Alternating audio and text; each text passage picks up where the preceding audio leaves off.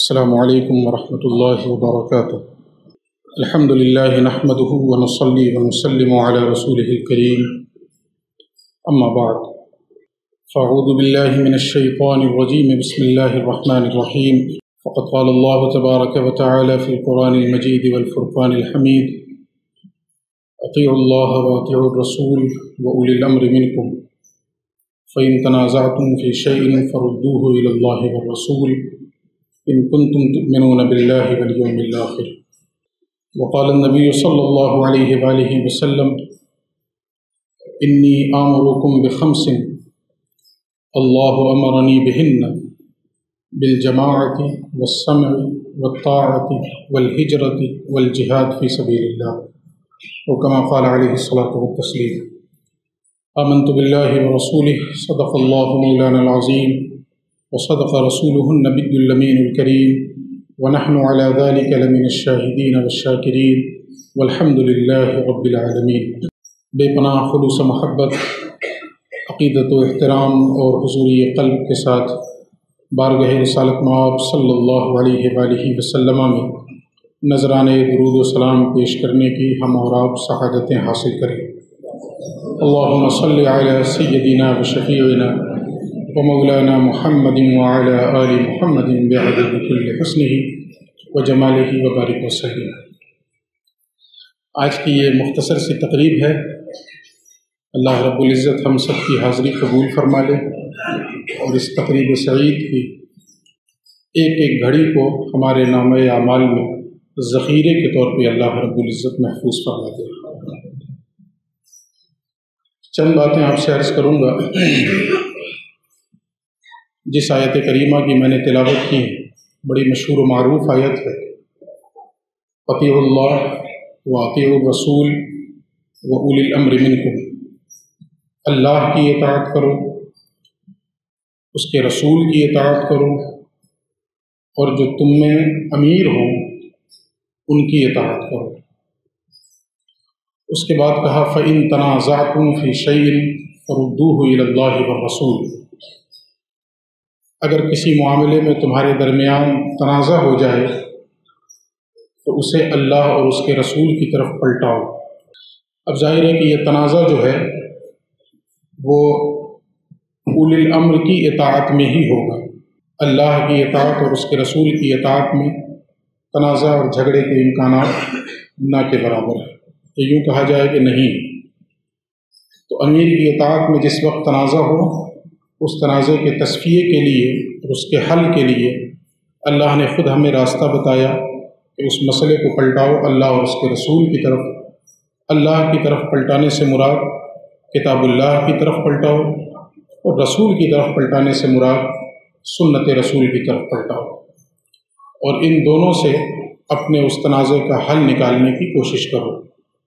آگے اللہ نے فرمایا اگر تو تم اللہ پر اور آخرت کے دن پر ایمان رکھتے ہو، یہ اللہ اور آخرت کے دن پر اگر ایمان ہے تو ہمارا رویہ یہی ہونا چاہیے کہ ہر مسئلے میں نزاعی صورت جب پیدا ہو جائے تو اس نزاع کے حل کے لیے بجائے ادھر ادھر کا دروازہ کھٹکھٹانے کے ہم کتاب اللہ اور سنت رسول اللہ سے اپنے مسئلے کو حل کرنے کی کوشش کریں۔ اللہ رب العزت نے اپنی اطاعت، اپنے رسول کی اطاعت کے ساتھ ساتھ اپنے امیر کی اطاعت کا بھی حکم اسی آیت میں دیا ہے کہ جس طرح میری اطاعت تم پر واجب ہے، میرے رسول کی اطاعت تم پر واجب ہے، اسی طرح وہ جو تمہارا امیر ہے اس کی اطاعت بھی تم پر واجب ہے۔ اس مناسبت سے ایک مشہور حدیث، اور ایک اعتبار سے تو مشہور، لیکن ایک اعتبار سے اسے میں مشہور اس وجہ سے نہیں کہوں گا کہ ہم میں سے اکثر لوگوں کی نظروں سے یہ حدیث اوجھل ہو گئی، جبکہ حد درجہ اہمیت کی حامل ہے۔ اس حدیث کے جو الفاظ ہیں، جو اس کے کلمات ہیں، ان کلمات سے ہی اس کی اہمیت کا اندازہ ہم بخوبی لگا سکتے ہیں۔ ابتدا جہاں سے اللہ کے نبی نے کی ہے تو فرماتے ہیں انی آمرکم بخمس، میں تمہیں 5 چیزوں کا حکم دیتا ہوں۔ اب ظاہر ہے کہ یہ جو انداز ہے ارشاد نبوی کا کہ میں تمہیں حکم دیتا ہوں، تو یہ لفظ حکم کا آ جانا ہی اس کی اہمیت پہ دلالت کرتا ہے۔ پیغمبر اگر یہ نہ بھی کہیں کہ میں تمہیں حکم دیتا ہوں، تو بھی پیغمبر کی بات حکم کا درجہ رکھتی ہے۔ اگر نہ بھی ارشاد فرمائے کہ میں تمہیں حکم دیتا ہوں، لیکن اگر حضور کوئی بات اس انداز میں کہہ دے کہ میں تمہیں حکم دیتا ہوں تو اس کی اہمیت بڑھ جایا کرتی ہے۔ پھر اگلا ٹکڑا دیکھیں، ابتدا میں تو کہا انی آمرکم بخمس، میں تمہیں 5 چیزوں کا حکم دیتا ہوں، اور معاً اس کے بعد فرماتے ہیں اللہ امرنی بہن، اور یہ وہ 5 چیزیں ہیں کہ جن کا حکم اللہ نے مجھے دیا ہے، یعنی میں اپنی جانب سے نہیں کہہ رہا ہوں۔ حضور اگر اس کی وضاحت نہ بھی کریں کہ اس کا حکم مجھے اللہ نے دیا ہے، تو بھی ہم اس چیز کا عقیدہ رکھتے ہیں، ایمان رکھتے ہیں کہ پیغمبر اپنی جانب سے کوئی بات نہیں کہتے، وہ تو وہی کہتے ہیں جو اللہ ان سے کہلواتا ہے۔ اس پر قرآن شاہد ہے، وَمَا يَنطِقُ عَنِ الْهَوَىٰ إِنْ هُوَ إِلَّا وَحْيٌ يُوحَىٰ، وہ اپنی مرضی سے اور اپنی خواہش سے کچھ نہیں بولتے، وہ تو وہی بولتے ہیں جو اللہ ان پر وحی فرماتا ہے، یہ اللہ کے کہلانے سے وہ کہتے ہیں۔ مگر اس حدیث کی اہمیت کا اندازہ اس جہت سے بھی لگایا جا سکتا ہے کہ پیغمبر یوں جو بھی بات کہیں وہ اللہ کے حکم سے کہتے ہیں، مگر اس میں خاص طور پہ اس کا ذکر کیا ہے کہ میں تمہیں 5 چیزوں کا حکم دیتا ہوں، اور یہ 5 چیزیں وہ ہیں جن کا اللہ نے مجھے حکم دیا ہے۔ بعض دوسری روایات میں اور تفصیل آئی ہے کہ اللہ رب العزت نے ہم سے پہلے بھی دوسروں کو حکم دیا تھا، بنی اسرائیل کو، عیسیٰ کو، موسیٰ کو، وغیرہ وغیرہ، چند نبیوں کے نام بھی ذکر ہوئے۔ تو یہ جو انداز ہے، یہ جو تخاطب کا انداز ہے، اس سے اس حدیث کی اہمیت کا اندازہ ہم لوگ لگا لیں۔ اب اس کے بعد حدیث سنیں کہ وہ 5 چیزیں کیا ہیں۔ تو پیغمبر فرماتے ہیں بالجماع والسمع والطاعہ والہجرہ والجہاد فی سبیل اللہ۔ تو 5 چیزیں، نمبر 1 جماعت، نمبر 2 سمع، نمبر 3 طاعت، نمبر 4 ہجرت، اور نمبر 5 اللہ کی راہ میں جہاد کرنا۔ سب سے پہلی چیز کیا ہے؟ اللہ کے نبی فرماتے ہیں میں تمہیں 5 چیزوں کا حکم دیتا ہوں، اس میں سب سے پہلی چیز بالجماع، جماعت قائم رکھو۔ میں مختلف ترجمے کر رہا ہوں، جماعت کے ساتھ وابستہ رہو، اس امت کی اجتماعیت کو برقرار رکھو۔ اس کا اللہ کے نبی نے ہمیں حکم دیا ہے، اور اللہ نے اس کا حکم دیا حضور۔ سب سے پہلی چیز اجتماعیت برقرار رہنی چاہیے، جماعت برقرار رہنی چاہیے۔ یوں بھی کہا جا سکتا ہے کہ جماعت کی تشکیل دو، جماعت بناؤ۔ ہم اپنا جائزہ لیں اور محاسبہ کریں کہ جو پہلا ٹکڑا ہے نا حدیث کا بالجماع، اس میں ہم کہاں کھڑے ہیں؟ اس وقت امت کو جو سب سے زیادہ جس چیز کی ضرورت ہے وہ ہے اجتماعیت کی۔ امت مسلمہ کی اجتماعیت پارا پارا ہو چکی ہے، بکھر چکی ہے یہ امت۔ اللہ رب العزت نے کتنی سخت بات ارشاد فرمائی، ان الذین فرقوا دینہم وکانوا شیعا لست منہم فی شیء، جن لوگوں نے اپنے دین کے ٹکڑے ٹکڑے کر دیے اور مختلف فرقوں میں بٹ گئے، اے حبیب آپ کا ان سے کوئی تعلق نہیں۔ انما امرہم الی اللہ ثم ینبئہم بما کانوا یعملون، ان کا معاملہ تو اللہ کے سپرد ہے، ایک دن آنے والا ہے کہ اللہ باخبر کر دے گا انہیں جو کچھ وہ کر رہے تھے۔ تو اللہ کے نبی جس چیز کا سب سے پہلے ہمیں حکم دے رہے ہیں وہ ہے جماعت کا۔ اس کی تائید بھی آتی ہے قرآن میں بھی، حدیث میں بھی، اللہ کی مدد جماعت پر ہے، اللہ کا دست قدرت جماعت پر ہے۔ اگر اس اعتبار سے میں یوں کہہ دوں کہ آج ہم میں سے ہر شخص پریشان حال ہے، اتنی دعائیں ہو رہی ہیں، قنوت نازلہ پڑھی جا رہی ہے، اللہ کی نصرت اور مدد ہماری طرف متوجہ کیوں نہیں ہو رہی ہے؟ تو پہلے ہی کہا گیا تھا نا کہ مدد اس کی نصرت اور اس کا دست تائید جو ہے وہ جماعت پر ہے۔ کیا جماعت رہی کہاں؟ تو مدد آئے گی کہاں سے؟ جماعت ختم ہو چکی ہے، اس کا تصور تک ہمارے ذہنوں سے اوجھل ہو چکا ہے۔ اللہ کے نبی کتنی سخت بات ارشاد فرماتے ہیں کہ جو جماعت سے منحرف ہوا وہ جہنم میں جھونک دیا جائے گا، جو جماعت سے الگ ہوا وہ جہنم اس کا ٹھکانہ ہے۔ تو سب سے پہلی چیز جماعت۔ اب ظاہر ہے کہ اس میں 2 پہلو سے گفتگو ہو سکتی ہے، ایک تو وہ جماعت ہے، وہ اجتماعیت ہے جس کا تعلق ریاست سے، لیکن اس وقت ہمارا موضوع بھی نہیں ہے۔ اردو میں کہا جاتا ہے کہ جس گاؤں جانا نہیں اس کا راستہ کاہے پوچھنا، وہ اس وقت ہمارا موضوع بھی نہیں ہے، نہ وہ ہمارے لیے ممکن ہے کہ ہم اس تعلق سے کوئی گفتگو کریں۔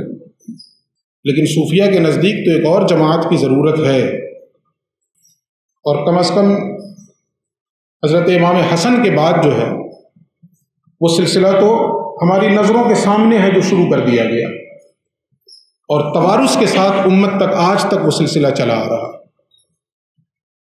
اس پہلو سے تو ہم یہ کہہ سکتے ہیں کہ چلیے ہم ان خوش نصیب بندوں میں ہیں جو کسی جماعت سے وابستہ ہیں۔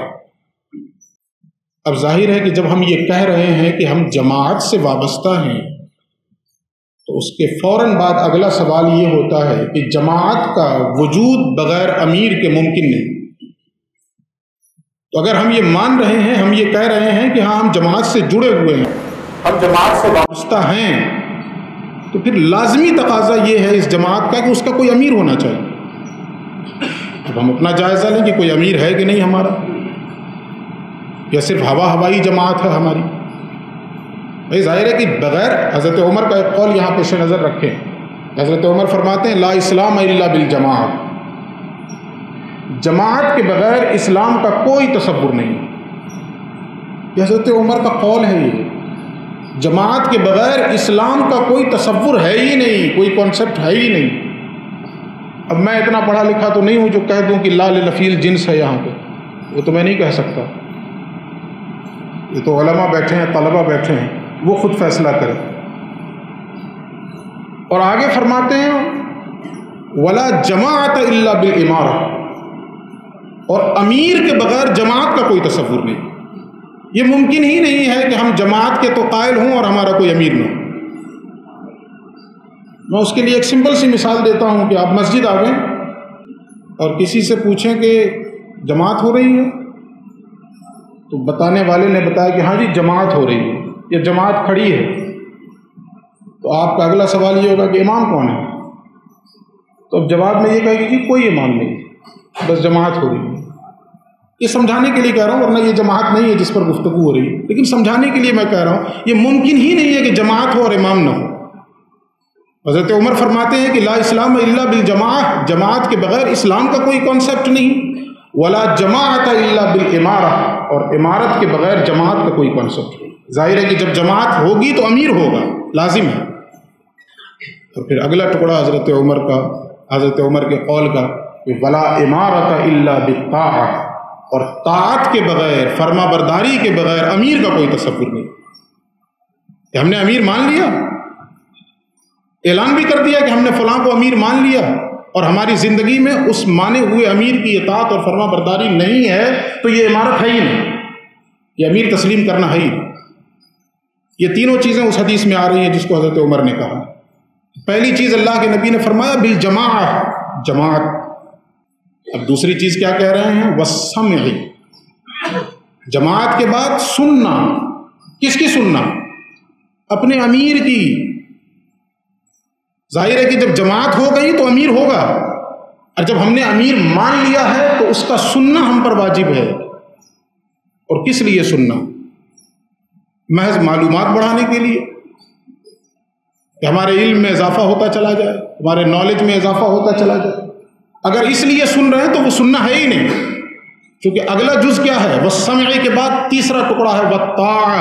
اس لیے سننا ہے کہ سننے کے بعد اس کی اطاعت کی جائے، اس کی فرما برداری کی جائے۔ ہم لوگ ایک جماعت سے منسلک ہیں، ہم نے کسی کو اپنا امیر بھی مانا ہے، سننے کا بھی موقع نکال لیا کرتے ہیں، سن بھی لیا کرتے ہیں، لیکن محاسبہ یہاں کرنا ہے کہ سننے کے بعد ہم اطاعت کتنی بجا لا رہے ہیں، فرما برداری کتنی کر رہے ہیں۔ اور فرما برداری میں یہ چیز بھی ایڈ کروں گا کہ حکم آ گیا امیر کا، اور اس حکم کے بعد فرما برداری تو ہو رہی ہے، لیکن دل میں کچھ قد ہے، تو یہ بھی فرما برداری نہیں۔ اگر دل میں یہ خیال پیدا ہو گیا کہ چلو جی حکم دے دیا گیا ہے تو ٹھیک ہے کر لے رہے ہیں، بسط شوق اگر اطاعت نہیں ہو تو یہ بھی امیر کی اطاعت نہیں ہے۔ یہاں یہ چیز بھی ایڈ کروں گا میں، ہمارے دوستوں نے اس کا ذکر کیا خاص طور پر، کہ امیر کی اطاعت تو ہم کر لیتے ہیں، یہ بھی کہہ سکتا ہوں کہ بہت آسانی سے کر لیتے ہیں، لیکن امیر نے جس کو امیر مقرر کیا ہے اس کی اطاعت کتنی کر پاتے ہیں؟ اب وہ امیر ضروری نہیں ہے کہ وہ نظام تعلیم ہی میں کسی کو امیر مقرر کرے، ایسا ہو سکتا ہے کہ مطبخ کے نظام میں بھی وہ کسی کو امیر مقرر کر دے، ایسا ہو سکتا ہے کہ وہ تعمیرات کا جو شعبہ ہے اس میں بھی کسی کو امیر مقرر کر دے، ایسا ہو سکتا ہے کہ صفائی ستھرائی کا جو شعبہ ہے اس میں بھی اگر کسی کو امیر مقرر کر دے، تو اگر ہم اس جماعت سے وابستہ ہیں اور سم و طاعت کا دم بھر رہے ہیں تو ہماری یہ اطاعت اس وقت تک مفید ہو ہی نہیں سکتی ہے جب تک امیر کے ذریعے متعین کیے ہوئے ہر شعبے کے امیر کی اطاعت ہم نہ کر لیں۔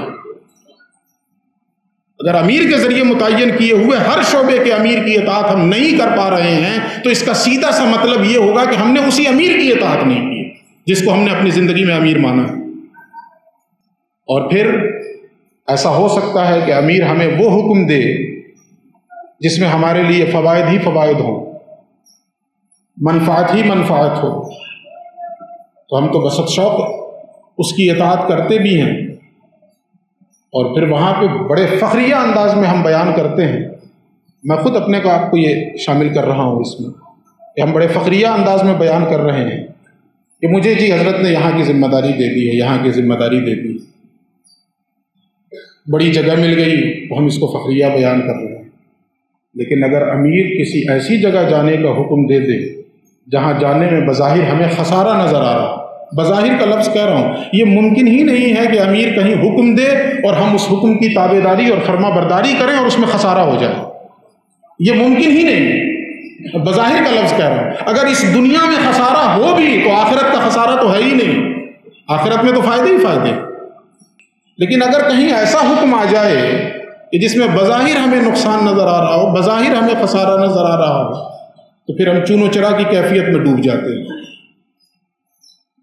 اور ایسا ہو جائے تو بہتر ہو جائے اور ویسا ہو جائے تو بہتر ہو جائے، اور ہم اپنی جانب سے کچھ شقیں رکھنے لگ جاتے ہیں۔ اس کا مطلب ہے کہ ابھی ہم نے امیر تسلیم ہی نہیں کیا ہے۔ جب تک سمعنا و اطعنا یہ جذبہ نہ پیدا ہو جائے اس وقت تک نہ تو اس جماعت کی تشکیل ہوئی ہے نہ سم و طاعت ہوا۔ حضور کی امت میں اور دیگر امت میں، بنی اسرائیل کی امت میں ایک بنیادی فرق ہے۔ دوسری امتوں کا حال کیا تھا؟ سمعنا و عصینا، سن لیا ہے لیکن فرما برداری نہیں ہوگی، نافرمانی ہی کریں گے۔ امت محمد صلی اللہ علیہ وآلہ وسلم کی خصوصیت کیا؟ سمعنا و اطعنا، سنا اور سنتے ہی فوراً اطاعت میں لگ گئے۔ حدیث میں ایک بیعت کا ذکر ہے، اس بیعت میں الفاظ کیا ہیں؟ بایعنا رسول اللہ صلی اللہ علیہ وسلم بالسمع والطاعۃ فی العسر والیسر، اور بھی الفاظ ہیں، لیکن ابتدا کہاں سے ہو رہی ہے؟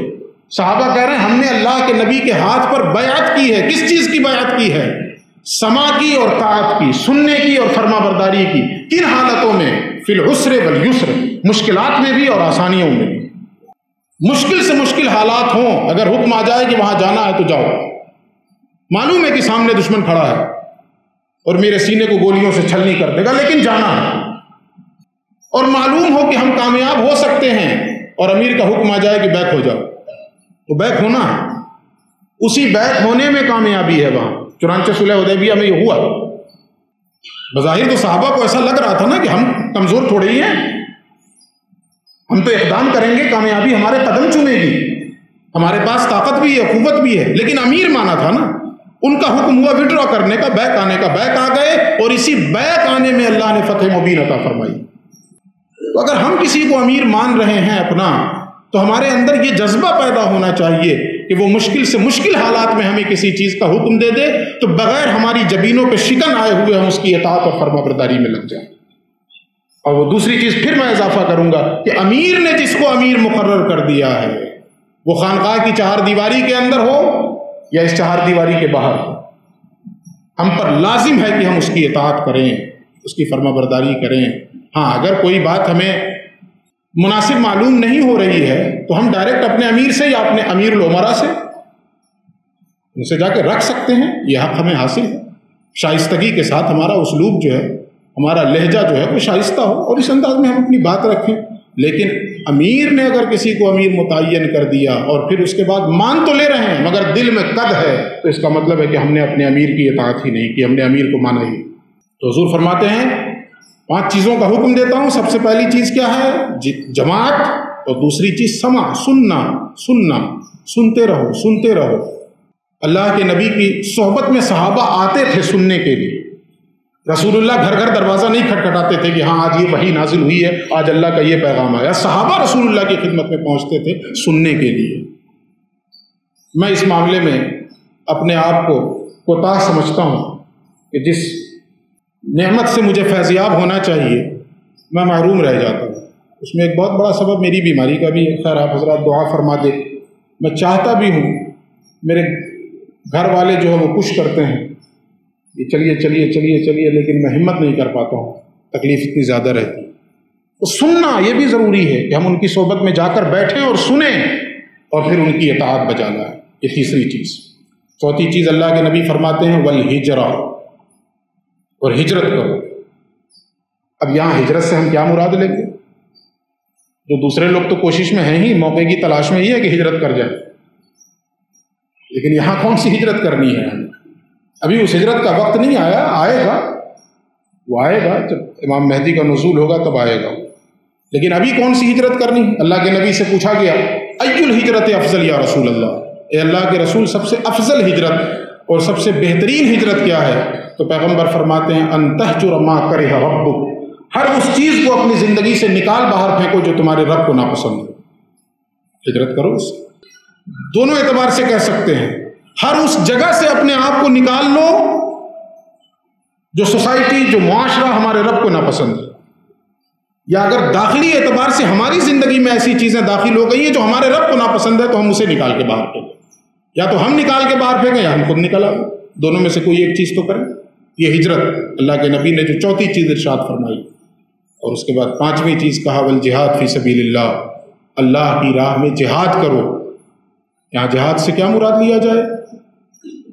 کیا مراد ہے وہ نہیں کہہ رہا ہوں میں، موجودہ حالات میں کہہ رہا ہوں کہ یہاں کیا مراد لیا جائے۔ تو اللہ کے نبی سے ایک موقع پر پوچھا گیا یا رسول اللہ سب سے افضل جہاد کیا ہے، سب سے عظیم جہاد کیا ہے؟ تو آقا فرماتے ہیں ان تجاہد نفسک فی طاعت اللہ، اپنے نفس کو اللہ کی اطاعت اور فرما برداری میں لگاؤ، یہی سب سے عظیم جہاد۔ یہ جو ہمارا نفس سرکش ہے، باغی ہے، ہم اس کی گردن پکڑ کے اسے اللہ کی راہ میں لگائیں، جھکائیں اللہ کی اطاعت کے لیے اور فرما برداری کے لیے۔ یہ پانچ چیزیں وہ ہیں جن کا پیغمبر نے ہمیں حکم دیا، اور ساتھ میں یہ وضاحت بھی کی کہ اللہ نے مجھے حکم دیا۔ دوسری پانچ چیزیں تو ہمیں یاد ہیں، وہ بھی حدیث میں آیا کہ بنی الاسلام علی خمس، اسلام کی بنیاد پانچ چیزوں پر رکھی گئی، وہ ہم میں سے سب لوگوں کو یاد ہے، لیکن وہاں خبر دی ہے حضور نے، یہاں حکم دیا ہے حضور، دونوں میں فرق ہے۔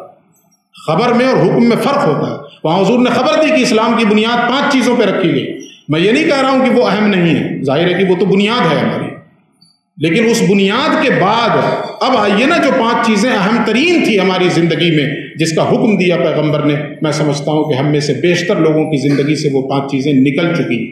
ضرورت اس بات کی ہے کہ ہم اس خانقاہ میں رہتے ہوئے کوشش اس بات کی کریں کہ ہم وہ پانچ چیزوں پہ عمل پیرا ہوں، جماعت کے ساتھ وابستہ رہیں، اجتماعیت برقرار رکھیں۔ ہمارا کوئی عمل ایسا نہیں ہونا چاہیے، کم از کم اس خانقاہ سے وابستہ لوگوں کو یہ پیغام تو میں ضرور دینا چاہوں گا کہ ہمارا کوئی عمل ایسا نہیں ہونا چاہیے جس سے امت کی اجتماعیت میں فرق پیدا ہو جائے، امت کی اجتماعیت پارا پارا ہو جائے۔ دنیا ہمیں کیا کہہ رہی ہے اس سے ہمیں غرض نہیں، ہمارا کوئی عمل ایسا نہیں ہونا چاہیے جس سے یہ بکھری ہوئی امت مزید منتشر ہو جائے، یہ ٹوٹی ہوئی امت مزید ٹوٹ جائے۔ اس اجتماعیت کی کوشش کرنا ہے۔ اللہ کا فضل ہے کہ بہت حد تک اس میں کامیاب بھی ہوئے ہیں۔ آپ دعا کریں اللہ رب العزت ہمارے شیخ کو سلامت رکھے کہ ان کی کوششوں سے یہ قافلہ مزید آگے بڑھتا رہے، اور یہ جو کوشش ہے کہ امت میں اجتماعیت برقرار ہو، اجتماعیت لائی جائے، اللہ اس میں کامیابی بھی عطا فرمائے۔ اللہ رب العزت ہمیں اور آپ کو کہنے سننے سے زیادہ عمل کی توفیق بخشے۔ وما علینا الا البلاغ۔ السلام علیکم۔